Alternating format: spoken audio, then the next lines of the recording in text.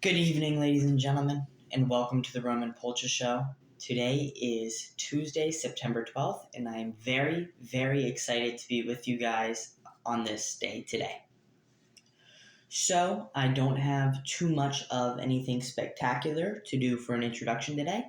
I would just ask that you continue to help us to fight to meet our goals, those goals being 100 subscribers on the channel. We are up to 16, so let's keep on fighting for that. We have, I believe, 14 hours of total view time. I believe our goal there is to get that up to 50 hours of total view time, as well as total views. We are over 200, and our goal is over 1,000 views on the channel. So let's keep on working and get those goals together. Other than that, I would just ask that you like, subscribe, and comment any opinions that you would have down below. I answer the comments and I look through them, and I would love to get back to you if you have any questions or you would like to involve yourself in a little bit of discourse with me in the comment section. So thank you for all that.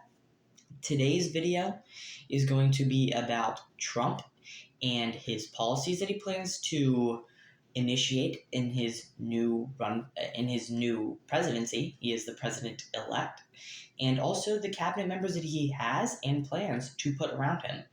So that's where we're headed with this video today, and let's get right into it. So Donald Trump has already began to staff his cabinet. So he already got a few people selected, and the news has been trickling in, one person at a time here, one person here. And the big thing I've noticed is there's a lot of loyalists and there's a lot of people that are not going to challenge Trump at all, which could be a bit of a concern. So let's go right through and name the people that he's already named to positions of power. He named Tom Homan as his border czar. Tom Homan has a scary past of very, very strict enforcement on the border, and including supportive policies that separate families and separate children from their adult parents who are illegal border crossers. And he has shown kind of ruthless, strict policies on the border. He is now the border czar for Donald Trump. Okay, so Donald Trump promised mass deportations. He said it was going to be the largest deportation effort in the history of our country. And he starts off building his administration by hiring someone who's definitely in favor of strict, scary border policies, Tom Homan, to be his border czar. He also hired Elise Stefanik to be the U.S. ambassador to the UN, another person who represents scary, scary policies. We're talking about someone who was protesting against the protesters on college universities, saying people should be locked up. People should not be allowed to protest for pro-Palestine, saying that it was despicable, essentially, the reactions that the UN were giving to Israel in respects to saying that Israel was doing things wrong, which we all know Israel has been doing some pretty wrong things to innocent Palestinian civilians. We don't have to go into the statistics for you to know that. And she has been 100% in full support of Israel all the way, and has actually been leading the charge on anti-Palestinian protests and censorship of those people, which is another scary thing. And it goes right along with Donald Trump, who has said he wants Israel to finish the job. And she is in that same stratosphere of Israel support, and she's going to be our ambassador to the UN. That's a scary, scary fact. Susie Wiles was named Chief of Staff. That'll make her the first ever female Chief of Staff, and likely the most powerful female in all of Washington whenever she takes office. Whenever I did research on her, it mainly seemed that she was just a loyalist to Trump. She doesn't really have that much experience in actual she has a lot of experience in politics, but not in running government. And now she's the Chief of Staff, which is, as you know, one of the most important office positions in the executive office of the president, and works with the president every day, one of the only people that sees the president every day, relays a lot of the information, tries to push legislation through that the president wants to Congress. And she's someone who spent her career as a campaign manager. She's managed Ron DeSantis' Florida campaign. She's managed Donald Trump's campaigns. She's not proven to be an expert in governance as she has been in running political campaigns. So, but we do know that she's extremely loyal to Trump and she'll back Trump with just about anything. She has shown signs that she is able to calm Trump down, which is part of the reason that apparently he picked her to keep him a little bit more level headed. But as we know, it's basically impossible to keep Trump level headed and keep Trump from doing Trumpy like things. So, Susie Wiles is not, I guess, the scariest of the picks compared to someone like Elise Stefanik or Tom Homan, but definitely not someone that is going to stand up against Donald Trump's horrific policies that we're going to get into in this episode. Next up, we have Kristi Noem. She was named the Homeland Security Secretary of Homeland Security. That is the head of a department. That's a cabinet position for Kristi Noem, who, as we know, is crazy. She's nuts. She was leading as a leading candidate to be Donald Trump's vice president. And if you don't remember, over the summer, the reason that she kind of got out of that is because she released a book and was doing interviews where she was talking about how her 2-year-old grandchild had guns, several of them. She built a 4-foot replica of Mount Rushmore, but included Donald Trump in the Mount Rushmore. And she also is, yes, the woman who became famous for murdering her 14-month-old dog for not being a good enough hunting dog and not being trained enough. This is the type of psychopath and crazy person that we are dealing with here. This is someone that needs to be taken very, very seriously. The governor of South Dakota, who is a scary person, who has done scary things, has shown that she's completely loyal to Trump in 100% of all scenarios and will not stand up to him in anything. And now she is a head of a secretary of a very important department, a key cabinet position. The Secretary of Homeland Security runs a lot of defense and stuff within our country, and she's going to be in charge of that. And that is something that we need to take very, very seriously. So those are the ones that he's named so far. If there are other ones that he names in the upcoming, I will keep you updated on that. I want to bring you the news and keep you updated on what's going on with this administration in the months leading up to him, Donald Trump, obviously taking office. And some other names that have been mentioned, obviously, Elon Musk, a guy that was just on a call with Ukrainian President Zelensky with Donald Trump. That's scary to know. A guy that has virtually no experience in politics. We know nothing of what he knows about politics in his position in governing. All we know is that he donated hundreds of millions of dollars to Donald Trump's campaign and is now on calls with President Zelensky. Scary, scary stuff. He is allegedly also talked about creating a Department of Government Efficiency, which he would be the head of possibly. Obviously, with his businesses, it's kind of questionable what kind of serious role he has, but even without a serious role, he will have great influence, as you can see from him being on that call with President Zelensky. And also, Elon Musk is someone that has talked about cutting trillions of dollars out of the budget easily and cutting tons of employees of the government and said that he could do it effortlessly. So we also have RFK Jr., who is another name that has been mentioned as possibly someone that could have a key role in the future upcoming administration of former President Donald Trump in a healthcare field or a FDA type field. He's talked about trashing different elements of the FDA. We all obviously know that he has a history of anti-vaccination rhetoric. These are things that we need to take seriously, and he's not someone that we should be excited or anticipating being a member of Donald Trump's cabinet. Or I should say we should be anticipating it, but we should not be excited about it. So another person who has been talked about is being a possible member of a future Donald Trump cabinet is Vivek Ramaswamy, a guy obviously that has formerly run for president against former President Trump, and someone who has run that campaign unsuccessfully. I should add, he failed, but he was kind of buddied up to Trump as his campaign waned out and has shown a very pro-Trump policy stance and has really leached himself to Trump, aligned himself with Trump in every way, and is someone that would be extremely loyal to Trump as it appears, and someone that is a future candidate for president in the Republican Party. He's not that old. So those are the cabinet positions that Trump has filled. Those are the ones that he plans to fill with some of those different people that I named: Elon Musk, Vivek Ramaswamy, RFK Jr. Now it's time to talk about some of the scary policy decisions that Donald Trump could make in his upcoming presidency. Now, Project 2025 has kind of been unverified. It seems that it's not going to be the actual full written agenda of Donald Trump.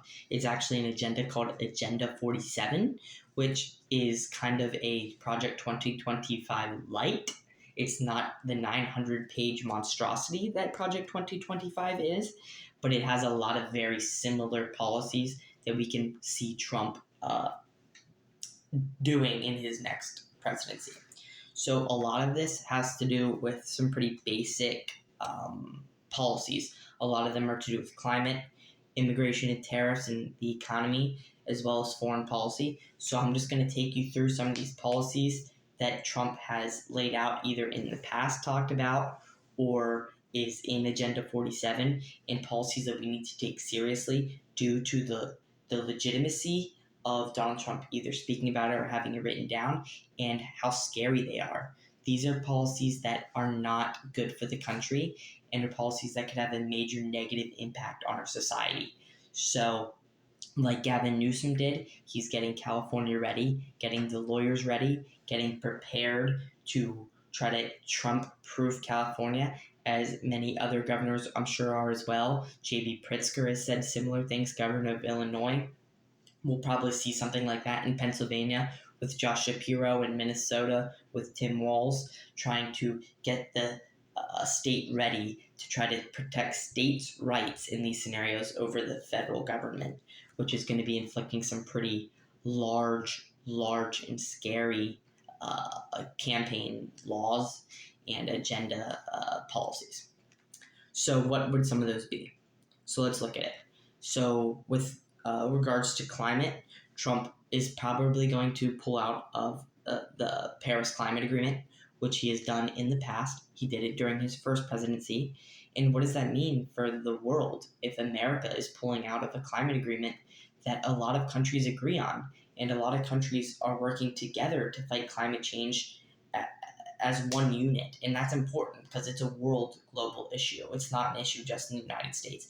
And what does it say if one of the leading countries in carbon emissions pulls out of an agreement that is working towards getting more renewable energy and working towards moving away from these carbon emissions? That's not good. What will other countries do if America pulls out of that? Will other countries start to pull out? Those are things that we need to think about if Donald Trump goes through with this policy. He does plan to also trash Joe Biden's climate policy that he put through during his presidency, which is 67% of new vehicles would be created electric by 2032. That's a good policy. It's nothing that's extreme. It's nothing that's too far left. 2032 is obviously another 7 or so years away, and that would be 67% of new vehicles would be created electric, not 100%.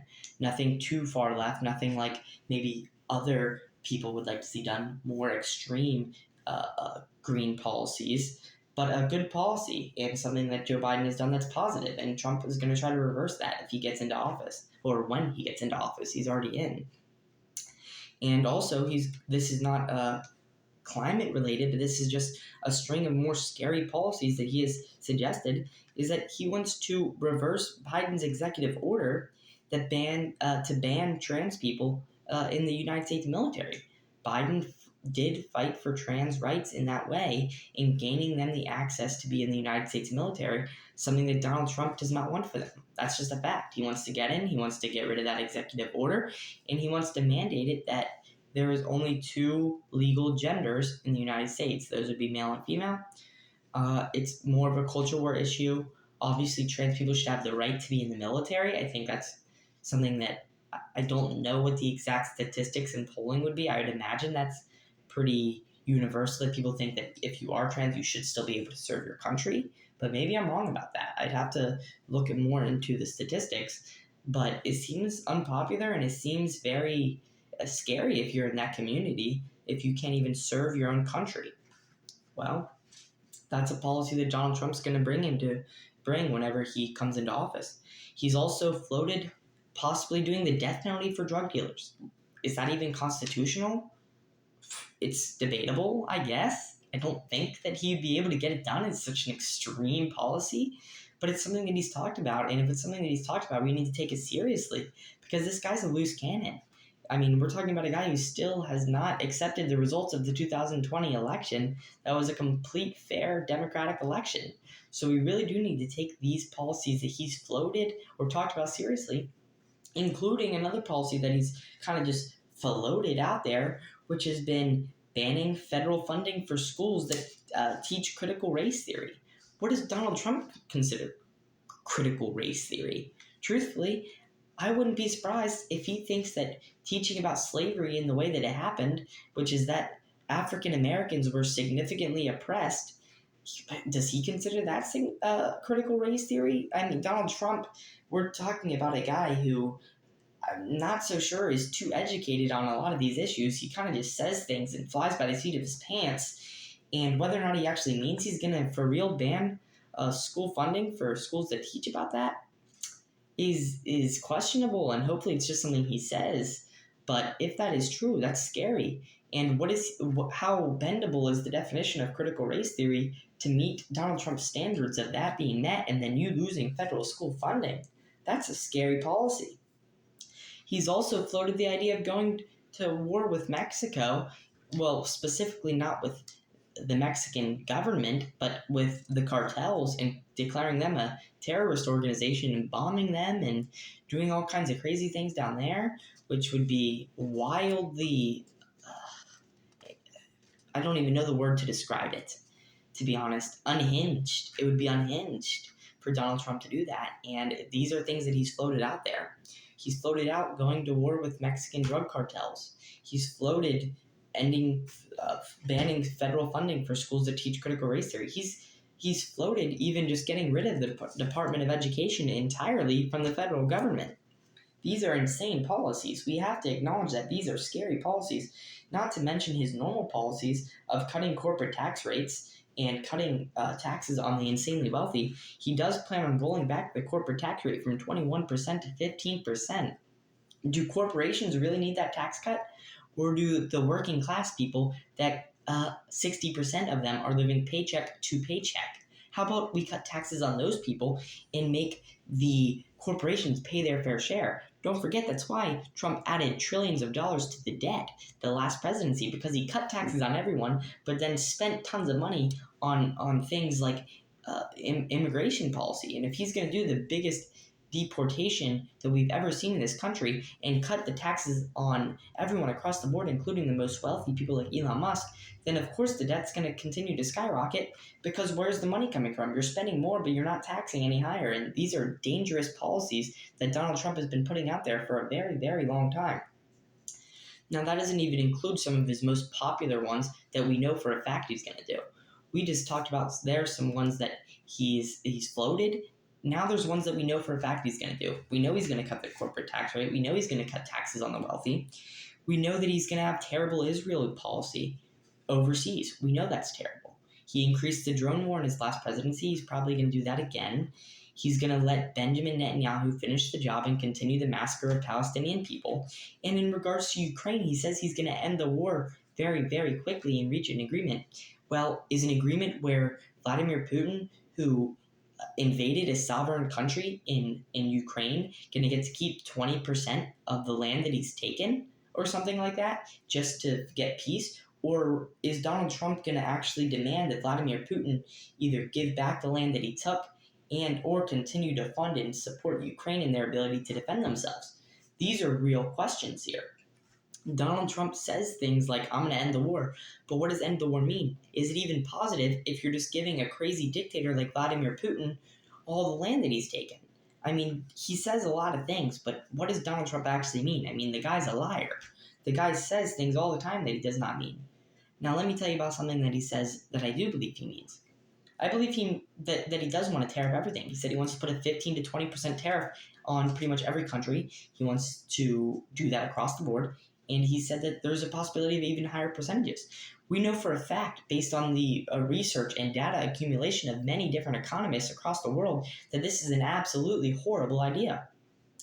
If you force the United States to mass produce everything at home, including products that could be much easily and more cost effectively imported from other countries, then you're going to have to pay the middleman. You're going to have to pay extra wages for all these manufacturers. And what that's going to do is it's going to significantly raise the prices of domestic goods. That's a fact.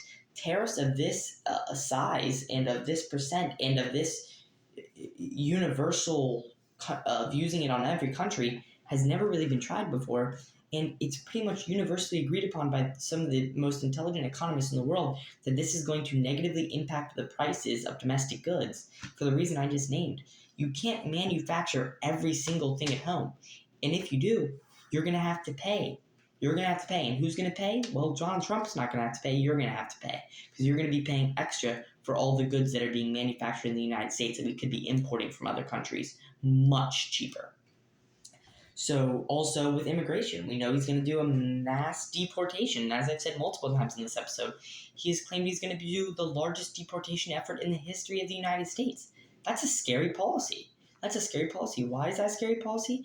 Well, immigrants on average are statistically less likely, first of all, to commit crimes than natural-born American citizens. That's a fact. And also, not just that, but also they contribute to our economy drastically. The agriculture business in our country is going to take a huge hit if he deports as many immigrants as he's saying, especially from these states that rely so heavily on agriculture in their economies. If you get rid of all of these immigrants, then farmers are going to have two options. They're either going to have to go out and raise wages on their laborers to bring in more workers that they didn't have before because they lost them, that they were immigrants who worked for very cheap, or they're not going to produce as much of their products, which we need. We're not going to produce enough of their different corns and their different beans and food that they put on our table. And if they can't produce as much, guess what that means? That means the price of the goods is going to go up because they still need to they still need to eat. Those farmers still need to eat. They still need to make money. So the prices are going to go up. The prices are going to go up also if they have to bring in different workers at a higher wage. So it's really going to be negative for the economy as well, especially in those states that rely on agriculture. Donald Trump has a lot of scary, scary policies that we've talked about in this episode. He's also talked about, as I said, just, oh my goodness, banning federal funding in schools, getting rid of the Department of Education. These things are scary things. And not to mention putting these people in charge that I've mentioned already in this episode, Elise Stefanik being our ambassador to the UN, Kristi Noem being our Secretary of Homeland Security, RFK Jr. working in the health departments. These are scary things that we need to take very, very seriously. And I just wanted to keep you updated on what's going on and the possible. I told you guys I would do a video on Donald Trump's policy agenda for this cycle, this next 4 years, and tell you how scary it was. And it may not be Project 2025, guys, but Agenda 47, and not just Agenda 47, but the things that Donald Trump has talked about over the years are scary, and we need to take them very, very seriously. Thank you guys for watching this video. I ask that you like, that you subscribe, you comment any questions, concerns you have down below. I will read all of them, and I will get back to you as soon as I can. I would like to thank you for watching this video. God bless, and have an amazing rest of your Tuesday.